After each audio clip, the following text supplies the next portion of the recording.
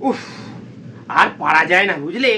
সারা দিন রোদে রোদে ঘুরে এই ভোটের প্রচার করা এই গরমের মধ্যে এই সম্ভব বলো না। শুধুমাত্র পয়সার মায়াটা ছাড়তে পারছি না বলে, বুঝলে না।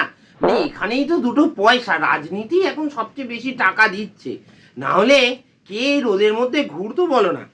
উফ, একবার ভোটের প্রচারটা শেষ হোক, ভোটটা মিটুক বাবা, তারপর জিতে গেলেই 5 বছর আরামে কাটবে।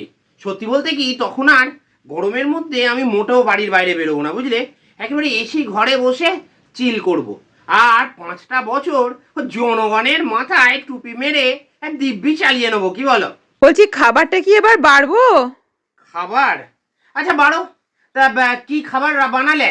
তুমি বরং দুটো ভাতই খেয়ে নাও, সারাদিন তো ভালো করে ভাতই খাওয়া হয়নি। তাই বরং করো বুঝলে, তুমি দুটো ভাতই দাও।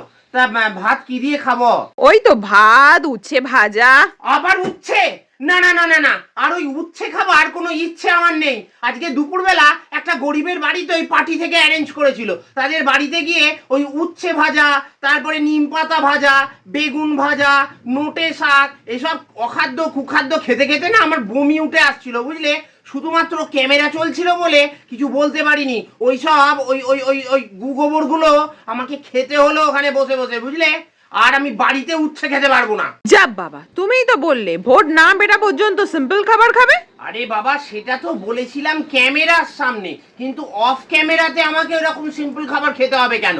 কেন তোমাকে বিষে মাংস দিয়ে যায়নি? আমি যে আজকে সকালবেলা ওর হাতে 1 কেজি খাসির মাংস কিনে পাঠিয়ে দিলাম, বললাম যে বৌদিকে দিবি, বলবি রাত্রিবেলা একটু পাতলা করে ঝোল করতে, তা সেটা কোথায় গেল? খাসির মাংস কোথায়? বিষে তো আমাকে মুরগির মাংস দিয়ে গেল।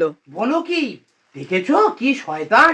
আমি ওর হাতে 1 কিলো খাসির মাংস আর 1 কিলো মুরগির মাংস কিনে দিলাম, বললাম খাসির মাংসটা বাড়িতে বৌদিকে দিয়ে দিবি, আর ওই মুরগির মাংসটা ওদের বললাম যে নিয়ে চলে যা, রাত্রিবেলা তোরা বরং মদ দিয়ে মাংস করে খেয়ে নিবি। আর ও কিনা খাসির মাংসটাই নিয়ে পালালো। বলো, এ তো চোরের ওপর বাটপাড়ি।